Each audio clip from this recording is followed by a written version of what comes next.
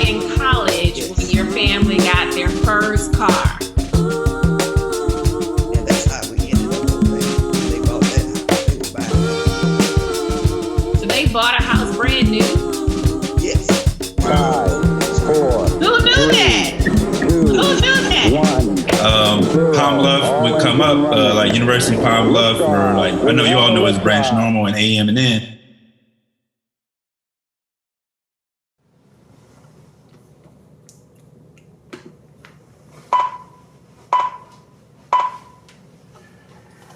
Hello, welcome to the Branch Normal Collection. My name is KP. Today we're going to be interviewing Marquis Wright-Lee. Our spotlight is O.W. Gurley. O.W. Gurley played a huge role in creating Black Wall Street. So let's talk about some facts about his life. He was born on December 25th, 1868, so Christmas Day, 1868, in Huntsville, Alabama. He was some records say that he was a graduate of Branch Normal School of Pine Bluff, Arkansas. You have to double check that. When he was 8 years old, his family moved from Huntsville, Alabama to Pine Bluff, Arkansas. His parents were John and Rosanna Gurley. They had been slaves during the time of slavery, and he was born 3 years after slavery. Like I said, some records show that he was a graduate of Branch Normal School, which this show is named after the Branch Normal collection. In 1888 or 1889, he married his wife, Emma Gurley. In 1889, they moved to Oklahoma as a part of the Oklahoma land rush. They bought land in Perry, Oklahoma. I believe they bought 30 acres of land when they moved to Perry, Oklahoma. All right. In 1905, Gurley and his wife sold their property in Perry and moved 80 miles to the oil boom town of Tulsa, Oklahoma. So Tulsa, Oklahoma was 80 miles away, had just had this oil boom, which brought a lot of people to the town. Amongst Gurley's first businesses was a rooming house, which was located on a dusty trail near the railroad tracks. This road was given the name Greenwood Avenue. It was named after Greenwood, Mississippi. A lot of the black citizens in Tulsa had come from Greenwood, Mississippi to escape the oppression that they were dealing with in Mississippi. Later on, Greenwood Avenue would be dubbed Black Wall Street as it became increasingly self-sustained and catered to upwardly mobile black people. All right. Also, O.W. Gurley provided monetary loans to black people wanting to start their own businesses. Once he got to Tulsa, he began the work of community building almost immediately. In 1889, he served as the principal of the schools of Perry, Oklahoma. But when he got to Tulsa, Oklahoma in 1906, he helped to found the AME Church in Tulsa, particularly Vernon AME Church. That's the African Methodist Episcopal Church, which is the AME Church in general was really prominent in the black community in the late 1800s and early 1900s. Whew. Now I got to slow down a little bit. A lot of information. The same year, this is 1906, he purchased 40 acres of land that he reserved for black people only. This land established Tulsa's black community. On this land, Gurley built a hotel, he built 5 homes, and he built 3 two-story buildings. He had a real estate business here and was also a merchant. In addition, he purchased an 80-acre farm in Rogers County, Oklahoma. Gurley's hotel was located on a road he named Greenwood after the city of Greenwood, Mississippi, which we just discussed a second ago. This community that was destroyed, however, in 1921. This is what we know as the Black Wall Street Massacre, or the Tulsa, Oklahoma Massacre. This community was destroyed in 1921 because of the prosperity of the black people in Tulsa and their creation of businesses and professional practices and real estate holdings. This really made the white people angry, to be honest with you. And Gurley, he lost over $200,000 in this riot. With his properties and businesses, they were valued at $200,000. It was valued at $200,000 worth of losses after the riot occurred. You can definitely Google and see more about the Tulsa, Oklahoma riot. You can find that information in a lot of places. So for the sake of doing this spotlight, I'm focusing on O.W. Gurley. Just kind of want to talk about his role, and that he was one of the black people that purchased land there early and purchased a lot of the land the acres that would become Black Wall Street, and started a lot of the businesses in those areas. He was so prominent in Tulsa, Oklahoma, that he was made of this. He had received this deputy position in Tulsa. That position didn't really matter so much once the riots went down, but he was a prominent figure in Black Wall Street in Tulsa, Oklahoma, at the time that the massacre occurred. He is recognized as one of the founders of Black Wall Street. Gurley and his wife, Emma, were able to escape the riots, and they survived the riots, and they eventually moved to a 4-bedroom home in South Los Angeles, and they ran a small hotel there in Los Angeles. On August 6, 1935, at the age of 67, O.W. Gurley passed away. His wife would pass away 3 years later in 1938. All right, so that's O.W. Gurley, one of the founders of Black Wall Street. Lived in Pine Bluff, Arkansas. He was raised there. He wasn't born there, but raised in Pine Bluff, Arkansas. It looks like he probably spent about, 78 to 89. So he was living there for about 11 years of his life, from the time he was 8 years old to about the time he was 19 or 20. It looks like he lived in Pine Bluff, Arkansas. So we just want to uplift that name of O.W. Gurley. And now we're going to get into our interview with Marquis Wright-Lee. All right. Got my peach shirt on. Yo, what's going on, Marquis Wright-Lee? How you doing? I'm chilling. How you feeling? I'm good. Beard checks. I can't tell. I use a facial hair. I'm good, man. Welcome to the Branch Normal Collection. Thank you for being a part of this. Yeah, absolutely. Thank you for having me on. Or now you just heard our spotlight. The sound was a little off. Our sound is not going to be off. Our sound is going to be good, much better than that. So we're all good to go. Where to start? I want to spotlight O.W. Gurley. We've been talking about Tulsa's been in the news this past couple of weeks with it being 100 years since the Tulsa race riot massacre. So I want to spotlight him, think about just the entrepreneurship. When I think about you, I really think about entrepreneurship a lot, and I definitely want to talk to you about that. But want to spotlight O.W. Gurley just because I feel like he's one of the people, like, we don't really talk about him. I didn't really know that name to maybe 5 years ago, and I'm like from Pine Bluff. But yeah, had you ever heard of that name at all? No, I have, or I don't believe I have. But interesting enough, as the video was playing, I was wondering if the young man killed in New York, Apache Gurley, was related. That's a good question. So, like, I don't know if his family ever did that, that research and such, if they've ever heard of O.W. Gurley. But as this was going on, I heard the name Gurley and I kept hearing it. I was like, I wonder if Apache Gurley had any relation to O.W. Gurley. You might be on to something. O.W. Gurley had 3 or 4 other siblings. And we know their names as well. So they'll be easy to track down.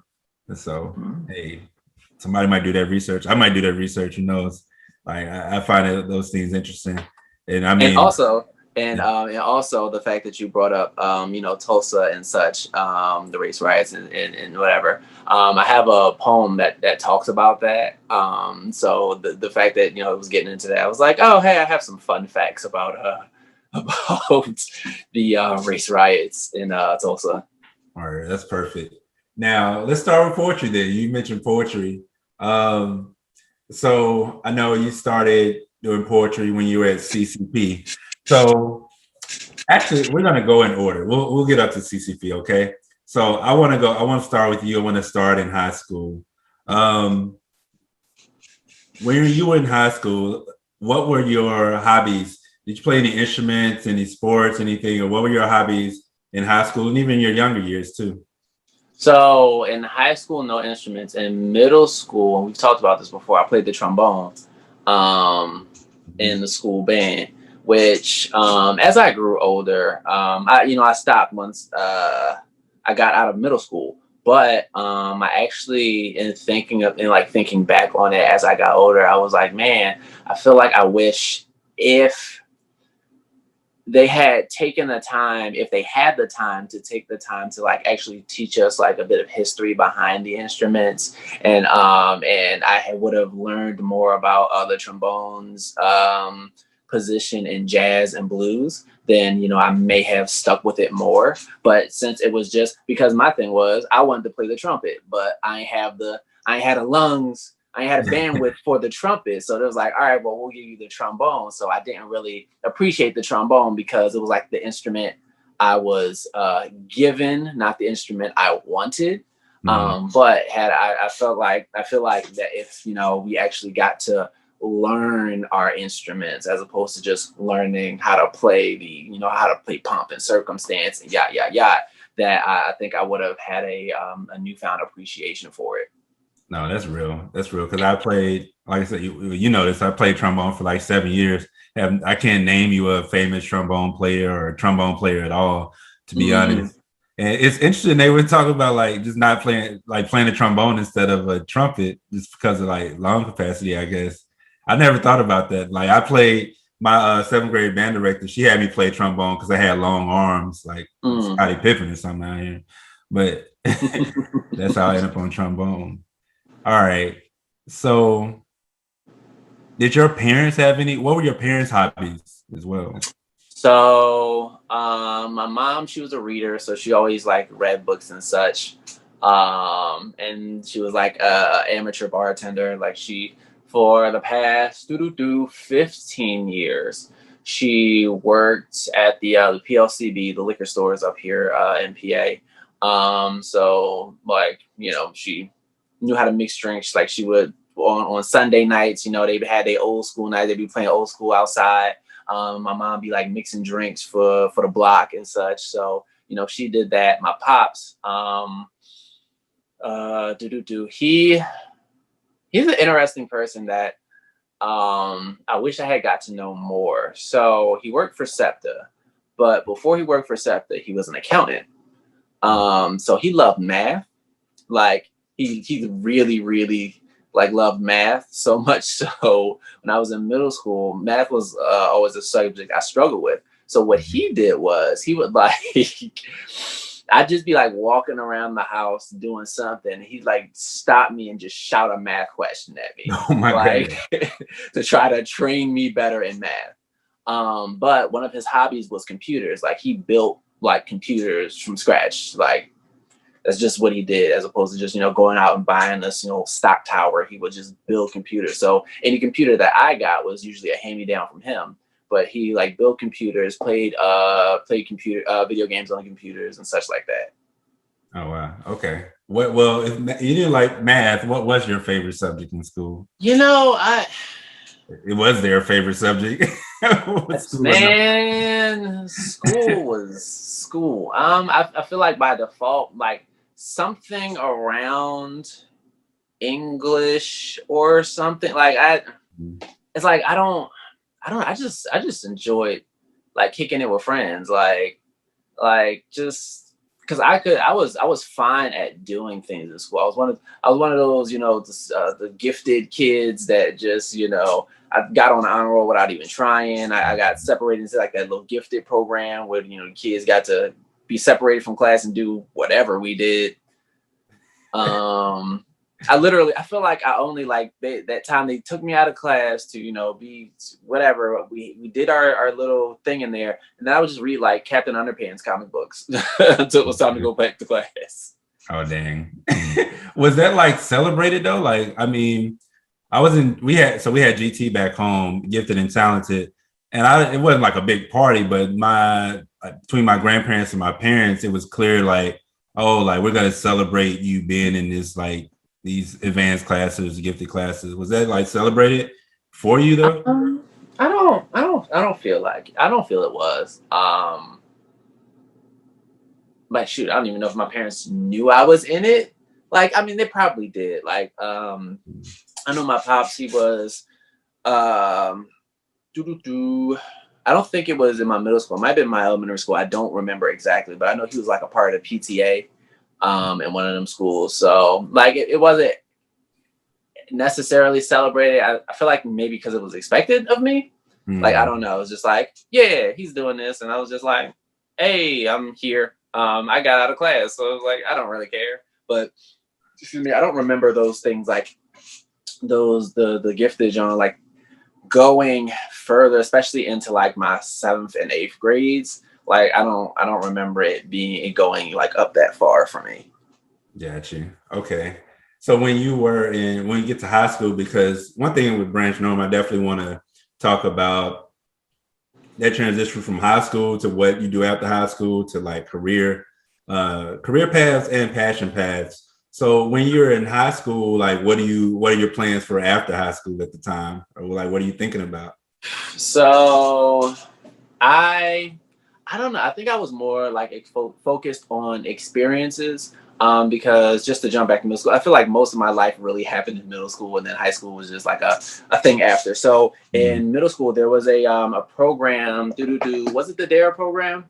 I think it might have been a DARE program that took kids from like the troubled middle schools in Philly, and like we went to this.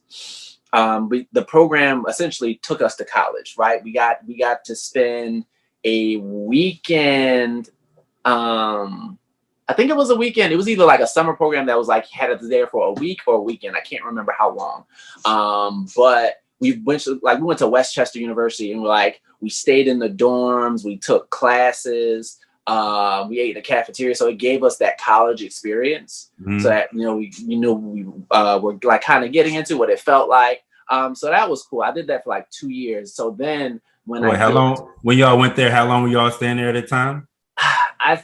It was either a long weekend, like a Friday, it was either I don't want to say that it was an entire week, but I feel like it was longer than a weekend. Okay. So that happened. I did that twice. And then when I get to high school, when I get to the latter part of high school, and we're trying to decide what colleges we want to go to and such, and we got to visit and such, I was like excited about the experience of going to college, not necessarily what I wanted to do career-wise, because I didn't know what I wanted to do career-wise. By the time senior year came, people were asking, "Oh, what are you gonna major in?" I just like defaulted to psychology because it seemed easy. Right. Okay. It seemed relatively simple, but it's not like I was like driven to do it, because by the time I got to college, I'd never claimed a major. So yes, I was kind of looking forward to the experiences, and then I didn't get accepted to any colleges. In the instance that I never received any like letters on anything. Like my mom said something did come to the house, but I applied to Westchester, Bloomsburg, Kutztown, East Stroudsburg, and I feel like there was one other, and I just never heard anything back from anyone. Wait a minute. We're gonna have to do something. I'm gonna go back and find some detective. You didn't hear like a yes or a no?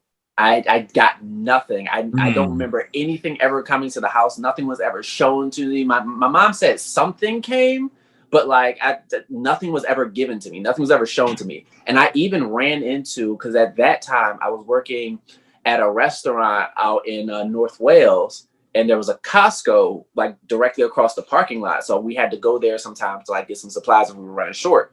So they had sent me on a supply run over there, and I ran into the admissions guy that he had came to the school to when we had the college school fair, the college fair at my high school.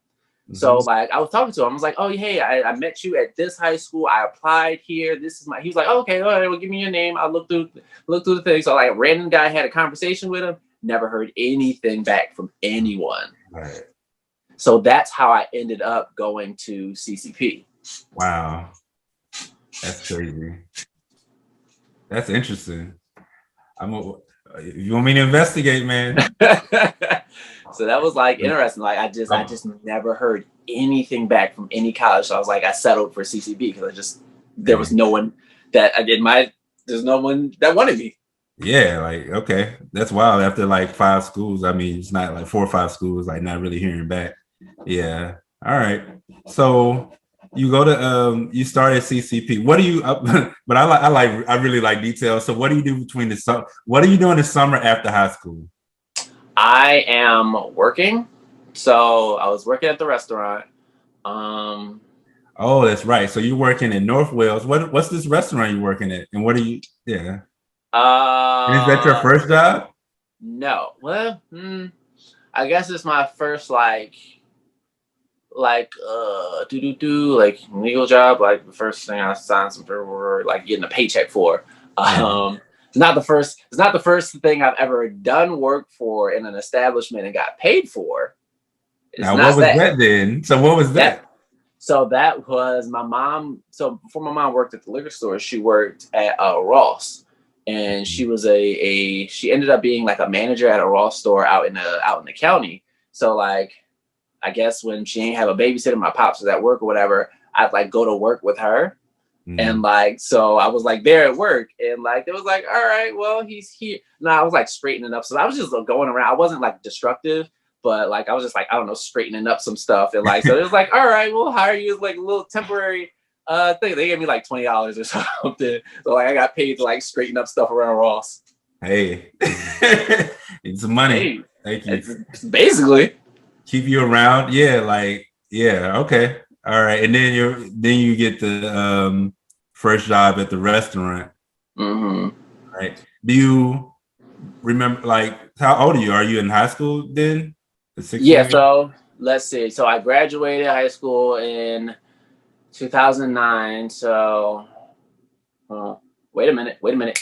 That is okay. My timeline's a little messed up because so I'm working at this restaurant. I get this job when I'm 16. And I'm working at it for about 2 years before graduation happens. Because I started there as a busser, and then I got to like, I'm knowing everybody, but I really got to know the kitchen staff. And like all the black people were like in the kitchen, so like I was cool with them, cool with like the dishwashers. So because I was cool with them back there, they wanted to get me back there more often.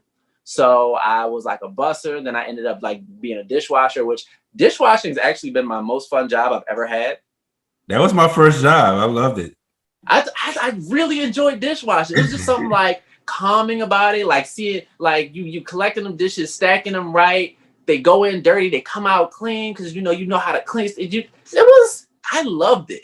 You feel productive. It's something about working with water in general that has a whole thing. Like people leave you alone. Like you can go talk to people if you want to, right? But you can also be left alone.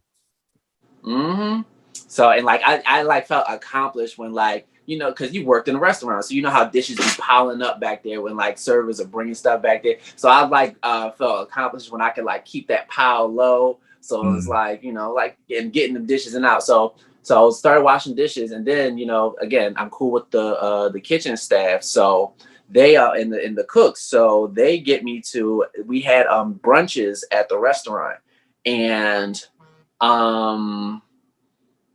they get to brunches at the restaurant. So they get me on. They get me to work in the brunches. So now I'm on the waffle station. That's actually like the most fun I had, like working the waffle iron. So it was like me on the waffle iron here. There was a guy next to me doing the ham slicing station, and then directly across was the guys doing omelets and something else. And like we would just be cracking jokes. We would be like cracking jokes to each other. Any customers that came back, we were like playing our music. Like I had one of them little. I don't know if you remember those little like robot dogs that you could like plug your jaw in. They were like a little speaker. So okay. So I had like one of them. We were just playing music. Like we were playing Michael Jackson over here. They was playing something else over there. So it was like cool. We were having like a great time. So I think I want to say at least 2 of those brunches. And on the Mother's Day brunch, so the Mother's Day brunch was a Sunday. So I did the Mother's Day brunch. I go to school on Monday. I go to school on Tuesday. I get a call from the manager on Tuesday that said the restaurant closed Monday and I no longer have a job. I was just chilling. I was just getting my paycheck. I'm enjoying myself. And it sounds like y'all didn't have any heads up. It sounded like, oh, we're in some trouble. We're trying to make it through a few weeks. Like, no, we closed yesterday. Like, dang. Basically, like I got laid off on my day off. Like, wow. Like crazy. Like, dang. Because the owner of that one, he had that one, he had one in Warrington. I feel like he had a third one. He just like, I don't know if he went broke or he ain't feel like dealing with this no more. But the joint in Warrington shut down, then we shut down. And like this joint was like immediate. It was like I was at work Sunday, I got called Tuesday, and we were closed Monday. You ain't got a job no more. Wow. That's crazy. Yeah, so it was like, so I was so it was like, all right, well, I'm just going to finish out the school year, not having to worry about a job because I didn't necessarily need the job, just wanted it. And then, so by the time, so that happens, I finish school, and then I turned 18. So then I was able to work at the liquor store because you have to be 18 to work there. You can't drink there, but you can work there. Yep, and that's the same with bars. You can serve liquor when you're 18. At a bar. Or yeah, I think so. I think that's true. Yeah. So yeah. Okay. So and that's what you're doing this summer? You're working at the liquor store? Yeah, that was So I was working at the liquor store. And I got that timeline a little mixed up, but it's all good. So I was working at the liquor store for that, and I go to CCP, and I'm still working and going to CCP. Okay. So at CCP, how did we get to poetry? So this is 2009, and a lot of things are happening. So it's 2009. I'm getting out of high school, but this is also the time that Drake was really heavy. Oh, shit. Right. And like literally everybody's talking about Drake. Like literally everybody. I think So Far Gone had just been released. Yeah. I remember 2009. So Far Gone just been released. You Fancy Now was on the radio. Right. So everybody's talking about Drake. And I was like, I'm that type of person. Like everybody's talking about something. I'll be like, all right, I'm gonna leave y'all over there. I ain't gonna jump on this bandwagon. I might check him out later. But yeah, like I heard, because I was always a listener of the radio, so I'd hear him on whatever he's on. So I was like, all right, he cool. But this is at the same time. I think maybe the year before, I can't remember. I think it's somewhere around 2009. The Roots release The Rising Up, or The Rising Down album. Yeah. So they have a song called, it's either called The Rising Down or Rising Up. I can't remember. It's either one is the opposite of the other. I think it's Rising Down. Yeah. So they have that song. So they released that song, and on that song is Wale. So this is Wale's first major feature. So that's when I first got into him. And so that leads into poetry because I started listening to him more. I downloaded his 100 Miles and Running mixtape, and I believe the mixtape About Nothing. And I started listening to him more heavily. And then his first album, Attention Deficit, drops. So I'm listening to him heavy. Also Friday Night Lights comes out somewhere around that same point, J. Cole. So like I'm heavily listening to like Wale and J. Cole, and then I jump in, and then I am in a creative writing class at CCP where the first half, I believe, was poetry and the second half was short story. Can't remember, it might be switched. But it was like a combination of listening to Wale heavy, J. Cole, and being in this like this creative writing class that all melded together that made me like, you know what? I want to write. I think I want to write. And then I started writing. So like my first few jokes are like actually like kind of rappy. Yeah, it happens. Yeah, yeah, you know, because that's what I'm listening to. That's what I'm like heavily into now. So yeah, so that's like, so it's like my first few were like kind of rappy. I'm like, I'm like the only one like in this class giving them these like kind of rappy poems. But you know, it got me through the class, you know, so it was just like that. So that's what's kind of started. Like, even like before that a little bit though, like in middle school, I had like poetry, kind of like I was writing a little bit of poetry on and off, but it was like some real like dark stuff that like I never really knew about. It was just writing it. And then in high school, I got a hold of this book of haikus that I was like really in love with. But like I didn't really start getting involved in poetry until college. Okay. But you started, yeah, all right. So you get, I guess you all are sharing more in CCP. Are you all sharing poetry? All right. So you said something though. You said two things. You talked about getting the book of haiku in high school, but you also talked about being in middle school and this poetry like kind of like being more dark. And I can relate to that because I don't know if it was super dark. I would have to go back and read it. But I remember being like a teenager, like 14, 15. And this is probably one of the darkest times of my life. It may just be being a teenager. I don't know. But just writing. And it was really like, I was really in the like really depressed state, low key, for real. But I don't even know what my question is. But what I think about is like, I guess what I'm thinking about, you started writing then. So was it just like, oh, I'm thinking about a lot of stuff, feeling a lot of stuff. Let me just grab a pen. I got my notebook here, and it just naturally happened.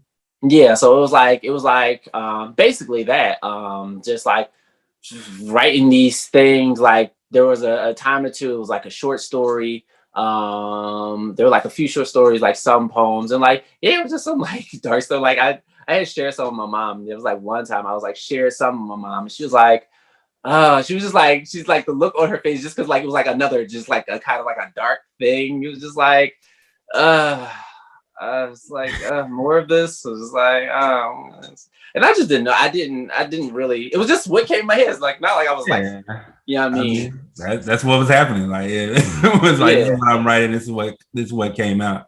But that's like the most important thing. I mean, to me, I think it's important that in those teenage years to really get it out. You know, we eventually get to performing on stages and releasing poems and stuff. But like to say like, no, I just needed, I wouldn't really think about poetry, but this is how my words came out. This is how my thoughts came out. I think that, I feel like that action itself saves a lot of lives.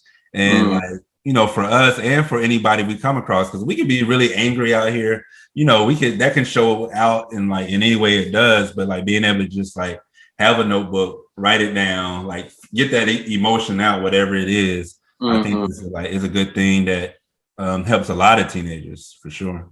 Absolutely. And like I can't tell you what the reasons behind any of them were. It was just that was what needs to be written at the moment, you know. So it would be sporadic in middle school.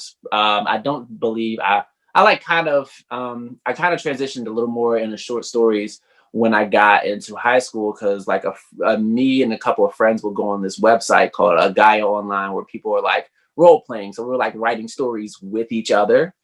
This is also the time I had like started getting into anime, and like, you know, watching, you know, this stuff. So it was like, you know, I was writing collective short stories with other people. So that's what high school looked like. And go ahead. Oh no, I was just gonna say, so that was in high school, and then by the time I got to college, I was transitioning the short stories from short stories into writing poems. Okay. Now I'll get back to CCP. What's your favorite anime though? Favorite anime show? Because my nephew is, every time I go on Netflix, my nephew is like freaking hacked into my account watching anime. Okay. See, that is so there's a list, right? So I don't. Ooh, do. There's like favorites for favorite reasons. Cowboy Bebop is probably top tier for me. Okay. I don't know if you should watch that because they infuse heavy jazz with it. Oh wow. I Um, like the title. I mean, Cowboy Bebop. That sounds pretty interesting. yeah, they incite like heavy jazz with it. I don't know if you'd like Samurai Champloo. They infuse a lot of hip hop with that. Mm. So you may or may not like that one. But yeah, so Cowboy Bebop is definitely like top tier for everybody. Like for most people, like people who are like, you know, in the you know, the stuff like they like Cowboy Bebop is heavily lauded. So that's probably that. Like there's another one called Case Closed. It's like a detective one. They got your yeah. So I got a list of a few. Got you. Okay. All right. So yeah, I definitely. So when I graduated, the only anime that was really around and popular was Dragon Ball Z. Mm-hmm. I graduated 2002 from high school, and so I just missed that. I missed it. Like I was in college doing stuff, like partying and stuff. You know what I mean? And I didn't even watch TV in college. It was like I was studying and partying, work and play. Man, Toonami was the wave, man. Yeah. I gotta get on it. I can't even participate in anime conversations. So. Now with how long are you at CCP? So I am there for 2 years, and I did not graduate. Okay. So you know, and everybody knows community college is a 2-year program. But you know, some people don't graduate in 2 years, but that's all good. But I'm there, and I'm kind of just I'm there to be there, right? Because you know, you're high school, college. That's usually the path. Mm-hmm. But I'm not necessarily focused. Let's see. So first 2 years get down. First 2 semesters, cool. My third semester, I end up failing 2 classes just because I don't. One of them was what was that? Chemistry for non-science majors. It was still hard. Like I don't care what it was supposed to be like an easier chemistry, but it was still hard. And then there was an English 102 class where I didn't care. Okay. I had no real purpose for being at college. So that was the point I decided, all right, I need to find something to do that'll 1, get me a job, and 2, get me away from the job I'm at now, because I'm still at the liquor store and I hate being there. This jumps back a little to high school, because when I was thinking about what I wanted to do, I thought about, for a brief moment, I thought about going to massage school and being a massage therapist. But then I was like, oh, I got to take anatomy, and I feel like anatomy is too hard, so I'm not going to do it. So let me just go to college. So then fast forward to my third semester, I'm on academic probation. I failed half my classes. So I'm like, all right, let me bounce back, get off of academic probation. So I can at least get out of here on a good standing. But what am I going to do? And I revisited massage as an idea. And I contacted my school that I ended up going to just for more information on like, what's this? Like, what is this? And I ended up going there. They're like, oh yeah, just come on in. I like clicked, let me get more information. I feel like they called me within the hour to be like, oh, hey, we saw you clicked on this. Come on, why don't you come on in, give a little visit. You push click and the phone rang. Basically, it was basically that quick. Like, so I ended up going there, and it was like, oh, you know, they showed me around, talked to me about the stuff. They was like, oh, we also take financial aid as well. So I'm like, all right, cool. I was like, all right, well, I think this is something I can do. Because this is totally unaffiliated to CCP at all. This is a totally different school, totally different program, all of that, right? Correct. This is the National Massage Therapy Institute. So it's trade school, essentially. Yeah.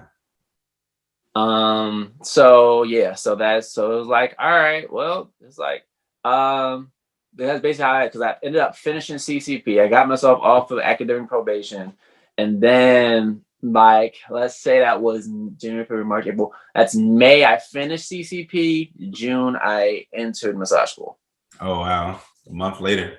Mm-hmm.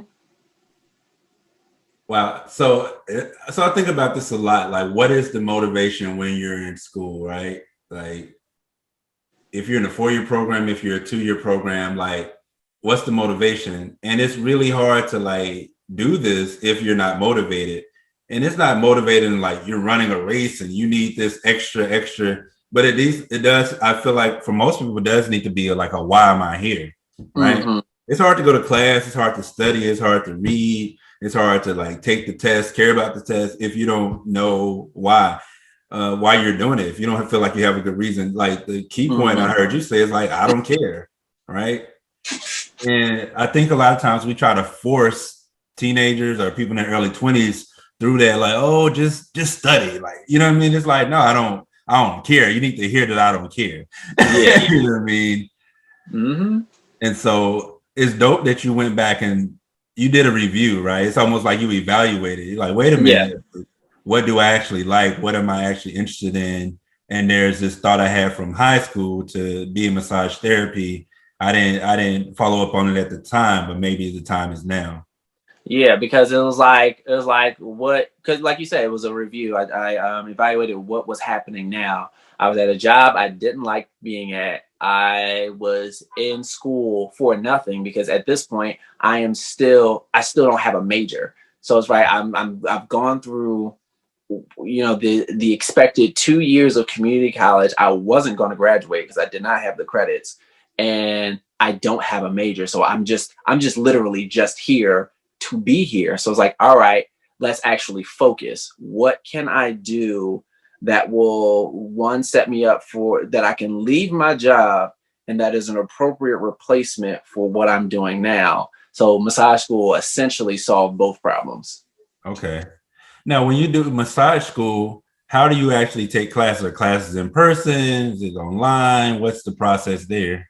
It is in person. It is a 9-month program, and they have a module styling. So in the 9 months, you are on a different section each month. And you have your intro when you start, and then you're going through the different modules to complete the 9-month course. And in that time, you're not just learning, but you're also getting your hands-on experience with the practical portion. And also there was a clinic. So people can come for a very low price to get a massage from a massage student. Ain't gonna be the best massage you ever get, but I'm learning. I'm a student. Basically, it's like we were both getting something from each other. I'm getting the experience, and you're getting an all right massage for like what, $35 or something. Like, so right. Okay. Now, okay, 9-month program, and that's all right. Cool. So what I was gonna ask is, what's the process from there, but I'm more curious about the school time, the 9 months, I guess. When you do that 9 months, are you going during the day? I guess what I'm thinking about is, do you do class, or you have to work at the same time? What's the schedule like, I guess? So I was going to class 4 days a week, and I was going at night. So I was going Monday through Thursday, I believe, because they have their weekday classes, which are Monday through Thursday, and they have the weekend classes, which is Friday, Saturday, Sunday. And the weekend class is a little over 9 months, just because they lose that extra day. But I was going at night, so I was going from like 3. What was that? Like, I feel like it was like 3 something to like 9 something or something. But I was going at night, so I was able to work. So I was working Monday, Wednesday, Friday, and Saturday. So I would, on Monday and Wednesday, I'd be at work. I'd have the morning shift, then I'd leave, go to school. So at this point, I was working out in Glenside, PA, So I'd have to go from Glenside all the way up to Northeast Philly, all the way up the Boulevard, Red Lion Road, and Roosevelt Boulevard, which is, if you know you're from Philly, you know all the way up there is. That's a drive. Yes, it is. Especially in rush hour. Whew, yes.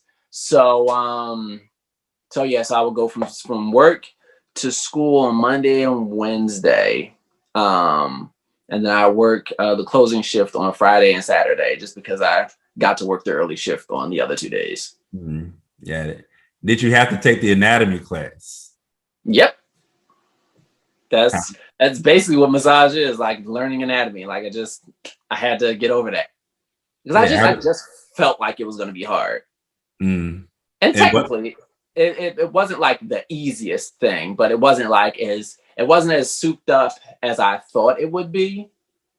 And I really do need to give credit to the fact that I had great teachers, like really great teachers that made the information easy to soak up and apply.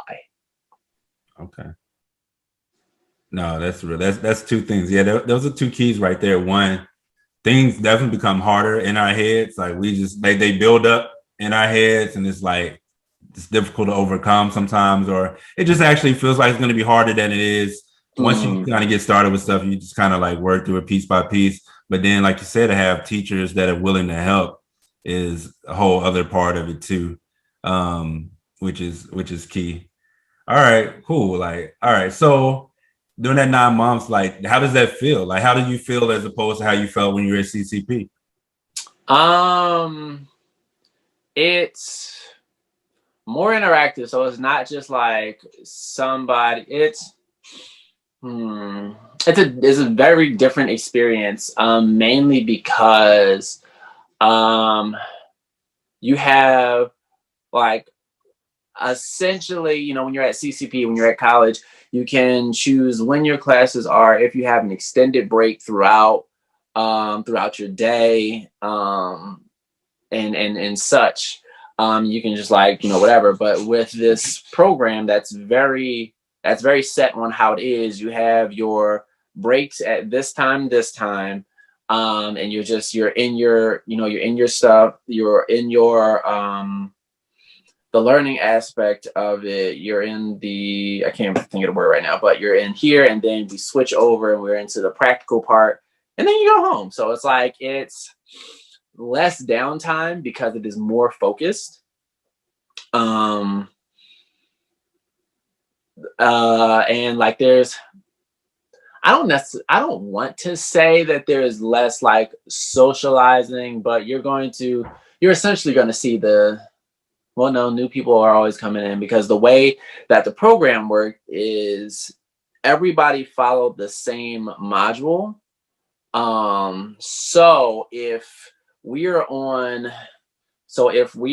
I'm in my second month of this program, and then this particular month we are in the yellow module. If anybody comes in after us, if at the same time I'm doing the yellow module and somebody has come into the introductory program, once we move to the orange module, the people that come out of the introductory program are in the orange module with us. Okay, they start there. Okay. Yeah, so it's not like this is step 1, step 2, step 3, step 4, step 5. It's we are here right now. Everybody's learning this.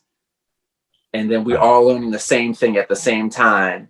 But, if you were here earlier, you had an additional thing. Whereas if you just got here, you don't have what was learned last month. You're getting, yeah. You know what I mean? So the colors are almost equal. It just depends on which color we're on right now. Mm-hmm. Got it. That makes sense. All right, cool. All right, so get me from in 2021, at this point, you have your own space for massage therapy, right? Mm-hmm. So get me from school to, actually, I want you, I have a comment. I have a question in the comment. I'll ask my question. I'll make my comment. So I want you to get us from school to having your own space. But my comment was this. I've been talking a lot about trades. And so there's a Jamar Hall. He's another poet that we know. And Jamar's like a plumber, right? And the interesting thing about trades is that they kind of have this like negative connotation to them, yet they pay more than a lot of the careers and jobs you get from a 4-year school, less debt, you know what I'm saying, and less time as well. No one talked to us about trades in high school. We just kind of knew they exist, but it was what was pushed after high school was college. The most helpful thing that was given to us was that if you go to CCP for your first 2 years and then transfer to a 4-year college, you will have less debt.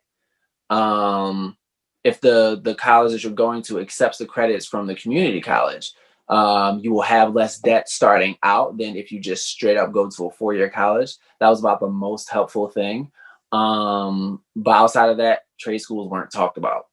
And that's one of the areas that we're failed, that they failed us in, because trades are valuable, right? You know, these are jobs that still need to be done.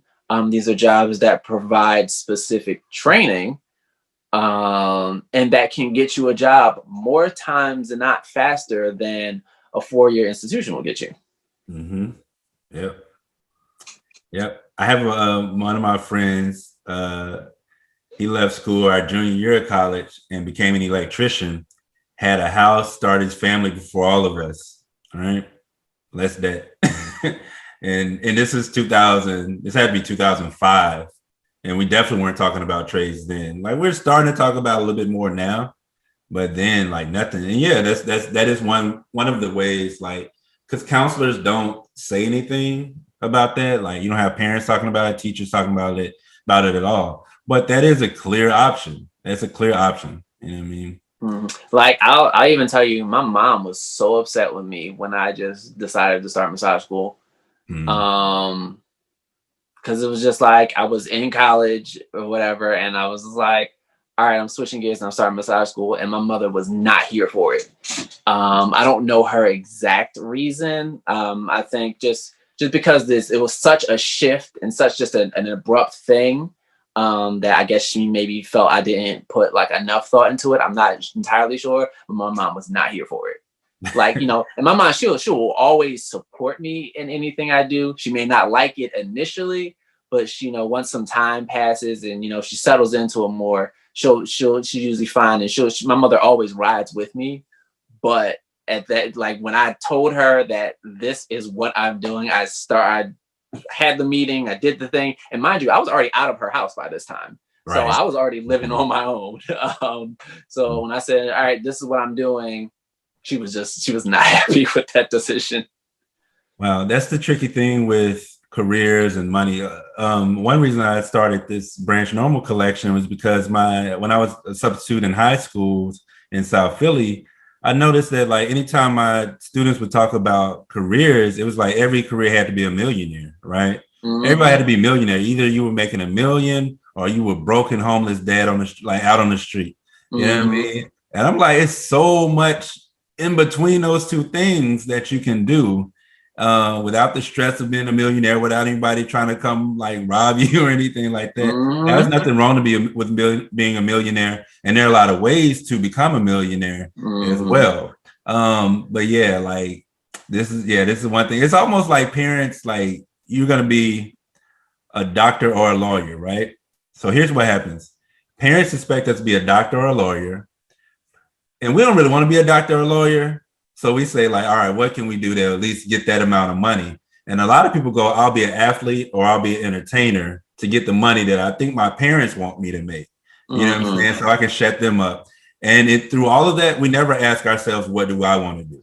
Mm-hmm.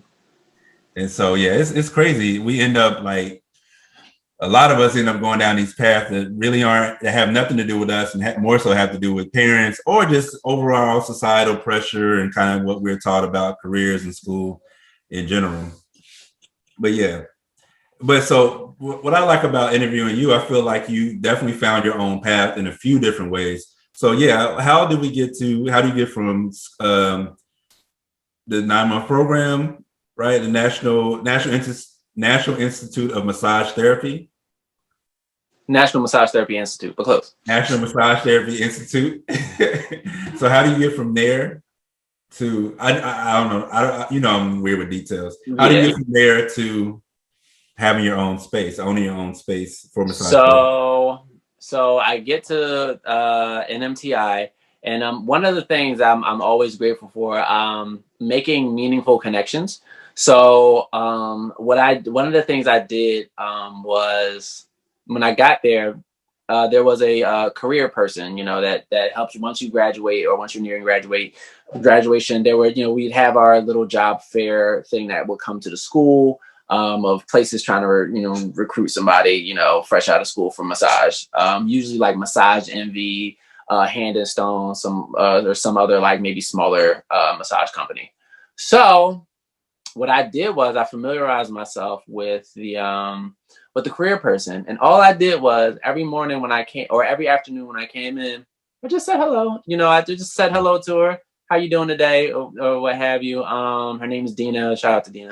But just make sure. So by the time, like, she knew my name, she asked how to do it. So, whatever. So by the time I graduated, by the time I was getting to graduation, she made sure I had a job.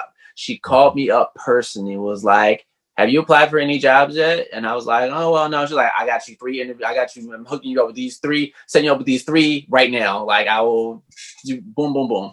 So she made sure I got my first job fresh out of school. So I graduated in February of 2012. I got a job. I was working at my job March. Oh, wow. Wow, yeah, like a week. Like, basically, I graduated February. I was like chilling. She called me up. What are you doing? I was like, she's like, nope, I'm setting you up with these 3 right here. I went on an interview. Got the call back. I was working by March 1st. Wow. So that's how I ended up at 3000 BC, which was the spa that I was at for 6 years. So fresh out of school, I'm working at the spa up in Chestnut Hill. So I'm there from 2012 to 2018. And there were things that happened in the middle. So there were twice I tried to go out on my own. A coworker, me and a coworker, we're like, hey, we're at this spa, maybe we should like look into getting our own spot. So I had, so what I have now is actually my 3rd attempt.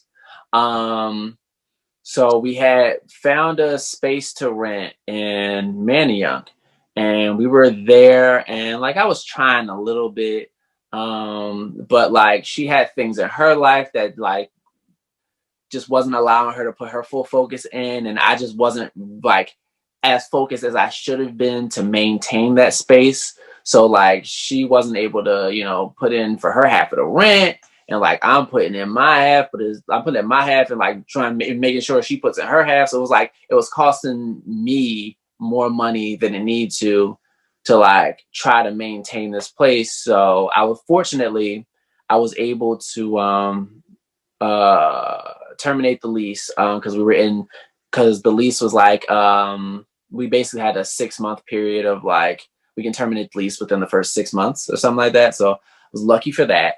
So it was like that was attempt 1 out of the door. So I went back so I was still at the spa, working, and then I think, let's see, how did this happen? I can't remember which happened first, but I think I had got a part-time job at the airport they had a chair massage joint there at the airport. So I got a part-time job there just because I think maybe I just wanted some extra money, or I was just tired of just being at the spa. Yeah. So how many? This is in addition to working at the spa. How many hours are you working at the spa per week? I am there. When I originally got there, I was there on a part-time basis. I was there 3 days a week. And then I got my full-time position, so I was there 5 days. Okay.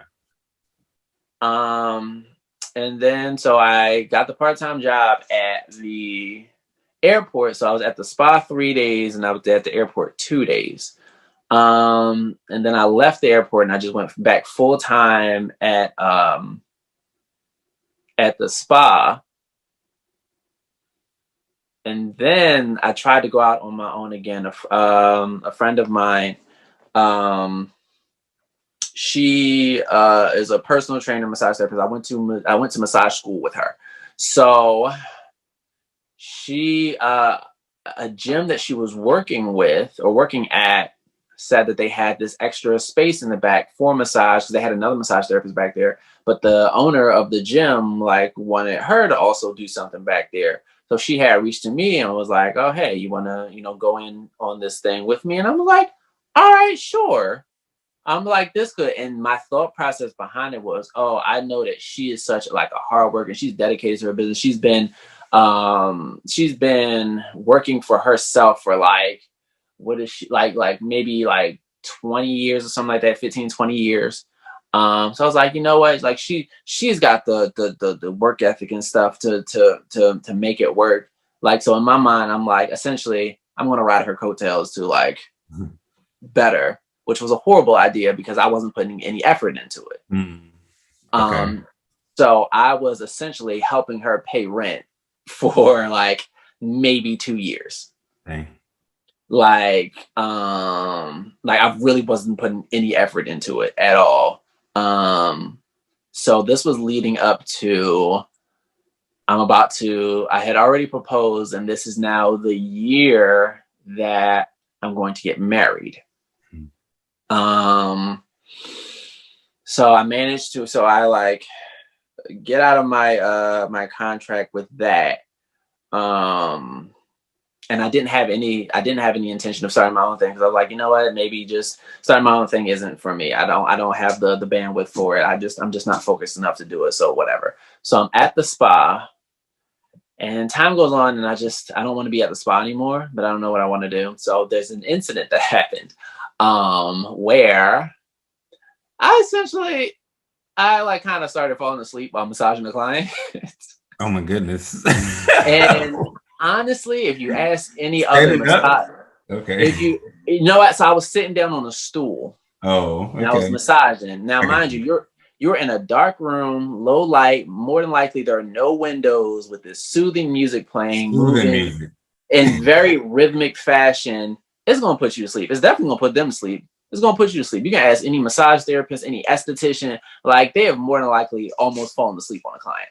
We've all done it. So this is the only time I got caught doing it. So that's the issue here. So the lady realized that I was falling asleep, and she was like, "Are you falling asleep?" I was like, I woke up, and I was fine. This was in the first 5 minutes of the massage. So it was I woke up, and I was good for the rest of the massage.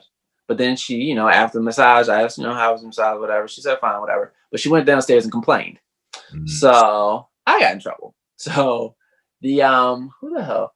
The, sorry. I just have to ask, was she? No, she was a black woman. Dang. All right. I think she might have been from the continent, but yeah. So manager comes up, and she's like, what just happened with the client? And I'm not gonna lie to you, I fell asleep. I was starting to fall asleep. She's like, are you good to work the rest of the day? Yeah, no, I'm fine. I'm not drunk. It happens. Job. I fell asleep I don't get massage all the time, but I got one maybe 2 or 3 months ago. Definitely was knocked out. Definitely was completely knocked out. Don't know how long I was asleep either. Yeah, but yeah, so I can see it. Yeah, so I started to fall asleep. I don't necessarily really I apologize. Didn't mean for it to happen. I also don't know what else you want me to do. Like, you know, my bad. Right. Like, essentially. So she's like, oh, all right. So time passes, then I get called down to the office because, I'm being reprimanded for it. So the general manager and assistant manager like called me into the office. They were writing me up or whatever. And like, I think what annoyed them the most was that I didn't care. Like, it's like, because it happened, right? It was like, it was the moment. Dark room. What do you want me to do? I've been working here for like 5 or 6 years. Exactly. This is the first time this has happened. It's one incident that happens. Again, I apologize, but there's literally nothing more I can do beyond that, aside from just trying to stay awake. So they gave me one of two options. They gave me the option I either drop one of my days or like shorten two of my days or something like that. Because it seems I'm not getting enough rest or whatever. I'm like, all right, okay. Like, it's just like, it's like, I don't know what y'all wanted from me from this moment of like, you wanted me to apologize and crawl on me. Like, I were begging, like, I don't know what you want. I don't necessarily care anymore because it happened, I apologize. Y'all probably gonna compare John and send it to another therapist. All right, cool. That's fine. But they had me sign my reprimand or whatever. Like, if something like this, I think I gotta put on probation or something. Like, if something like this happens again, I can potentially be terminated or whatever. So at that point, I decided, all right, it's time to go. Like, there's nothing more for me here. I even framed that letter. I put it in a frame as my motivation to go do something else. No, I like that. So it was like at that point I decided, because before I was like, you know what, maybe it's time for me to leave. And then that happened in, I want to say June of 2018, somewhere around June or July. So August 1st, I put in my 2 weeks notice. Mind you, I didn't really have a plan. So in all this time, I had also like collected some clients that I was massaging outside of work. So I had a few of those, but like, I'm about to get married on August 18th. Damn. Jesus Christ, that's a lie. August 16th. I'm about to get married on August 16th. And I don't want to be here anymore. So I'm going to put in my 2 weeks notice. And I'll see what happens after I get married. So my last day was August 12th. I was like, I'm out. Like, I'll decide what happens with my life after I get back from my honeymoon. I don't care. Now August 12th is coming. August 10th, they told me that the spa is closing August 30th. What? Yes. What is this? I have a flashback to this restaurant job where we closed yesterday. Okay, go ahead. So they're like, August 10th, they let me know. They say, don't let me know, but they're saying that the spa is closing August 30th. So I'm like, oh, well, even if I wanted to come back here, I can't. Right. So this is more of a sign that I should just be moving along. So August 3rd, I get back from my honeymoon. So there's still, I've quit. So August 12th is past. I've gotten married. I'm on my honeymoon. They're still like kind of talking to me as like I semi-work there. So they had called me while I was on my honeymoon, and they were like, oh, because what they were doing was they were dissolving the spa, but they were moving. So they were moving to, they're relocated into a building that's in Center City that the owner's husband owns. The owner is married into the Corman family. The Corman family owns like hotels and such around the city, around the state, really. They even got some Johns over across the pond. So she has a John in one of his apartment complex, luxury apartment complexes in the city. So one of the things they were doing was they were getting rid of the massage portion to focus on more like beauty structure, like Botox and such like that. So what they were trying to do, they were trying to like salvage their massage clients by like offering them potentially like a mobile service.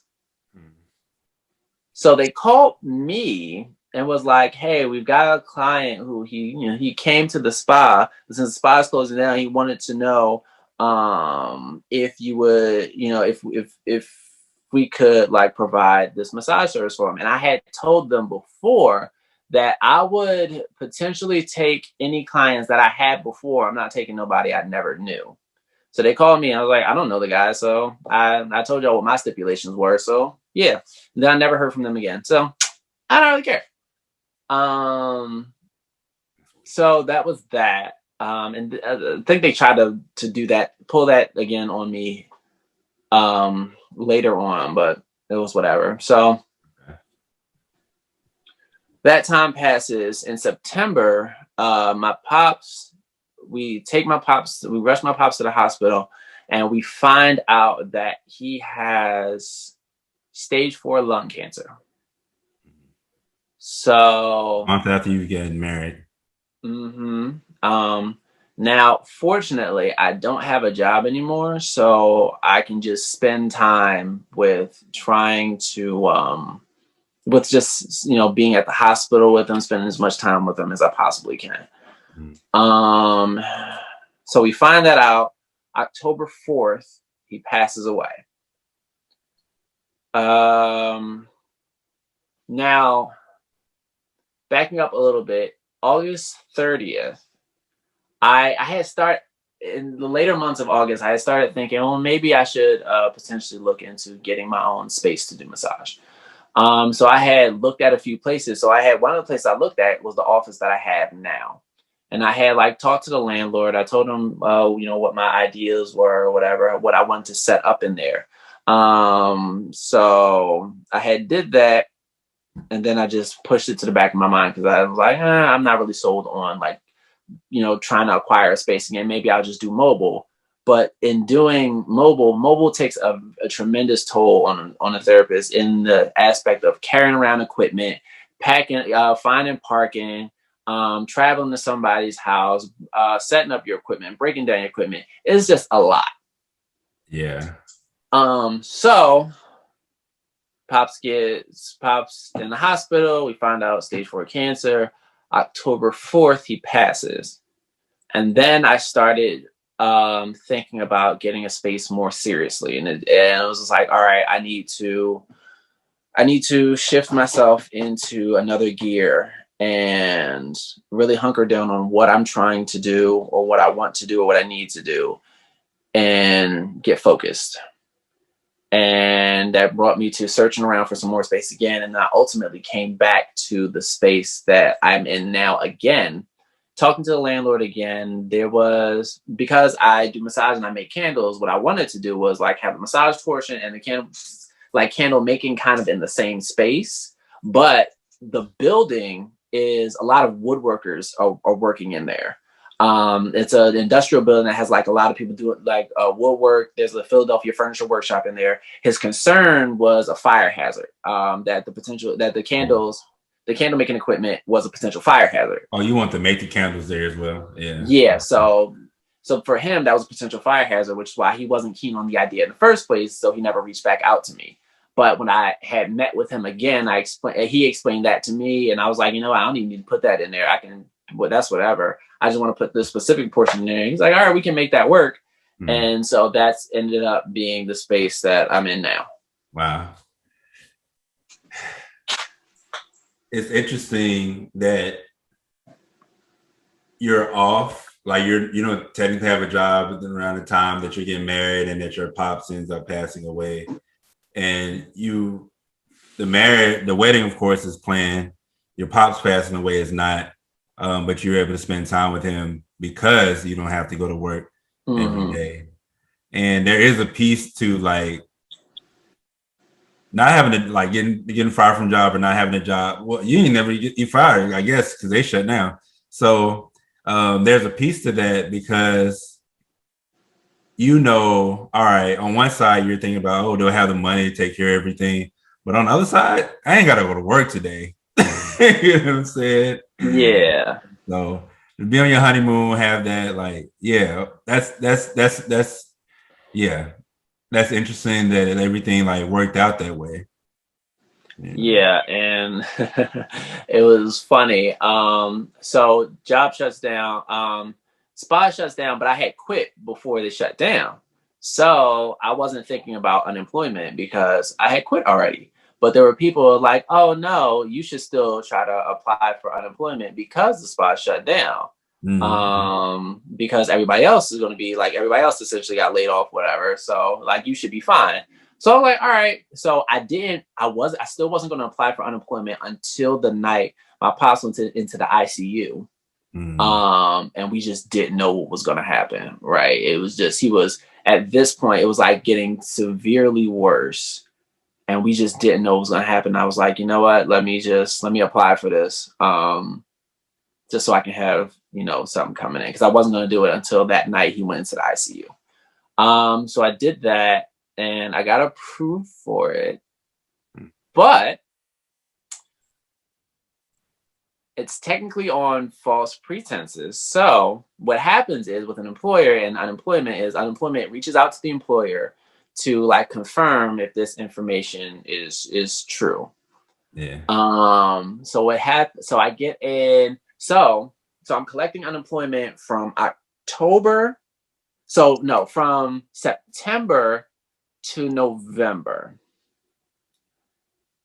November 24th is when I signed the paperwork for a grounding touch massage therapy to be a legitimate business. When I did that, I stopped collecting unemployment because now I'm a business owner. I don't need to be collecting unemployment. Right. I get a letter from unemployment talking about, you have committed fraud of saying you were unemployed when you in fact quit. So I'm going to assume unemployment called the spa, and because again they just dissolved the spa where it was and just moved to a different thing. But I guess unemployment called them and was asking about me, and I guess they told him, oh no, he quit. He didn't get laid off. He quit. Okay. So now I have to pay this money back to unemployment that I was, collecting. I was just like, y'all could have just not said nothing. Wasn't hurting y'all. Could have, yeah. But they like, oh no, this coming out of our pockets.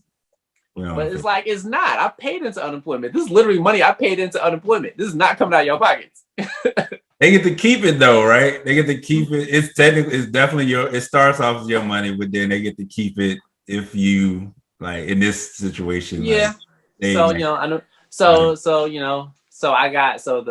company decided to get their last laugh, I guess. Right. For me hopping out early. Don't know. But so I ended up having to pay that money back. But I was able to do it. But fortunately, that money that I was getting from them, it helped me over in the time that it needed me to. But by the time they caught up with me and was like, "Oh, hey, you're claiming this money fraudulently," I wasn't taking it anymore. Oh, okay. Because I had signed my paperwork. So yeah, I was an official business now. So word. Good. So that creates a grounding touch, right? Your business, but you have the candles by now too. Is candle already set up as like a separate thing? That was kind of like operating on the aspect that it was a hobby, just because I had started doing them back in 2015 as like a little supplemental thing. So there wasn't like a lot of steam put behind it. I was vending every now and again. But it wasn't like I was trying to make this like this my mainstay of how my bread and butter.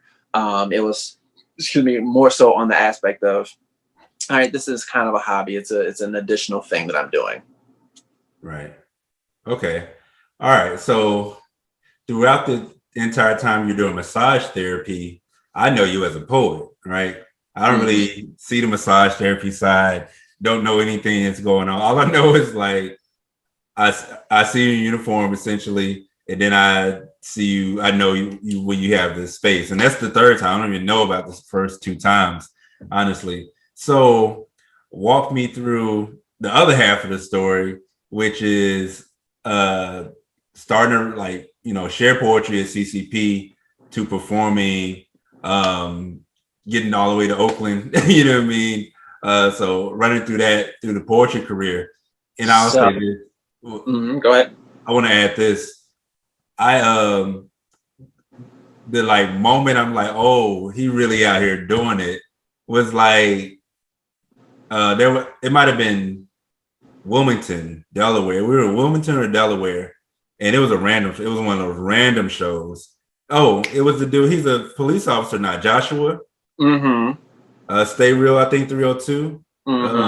He did a show out in Wilmington, and you perform, right? But after you perform, you have a store. You have the whole store. You have the chapbooks ready to roll. You have T-shirts. You have the bracelets as well, or the wristbands. You don't have the candles yet, I don't think, but you had the full setup. And I always thought that was dope, and it still is dope because you have a lot of poets that will hit the stage, perform, but they don't think about any financial aspect to it.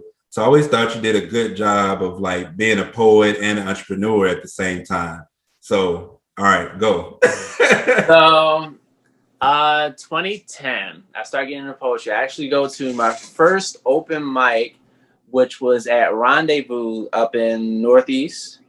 I remember that, hosted by El Poeta. And El Poeta and Lindo at the time. Yep. Lindo and El Poeta.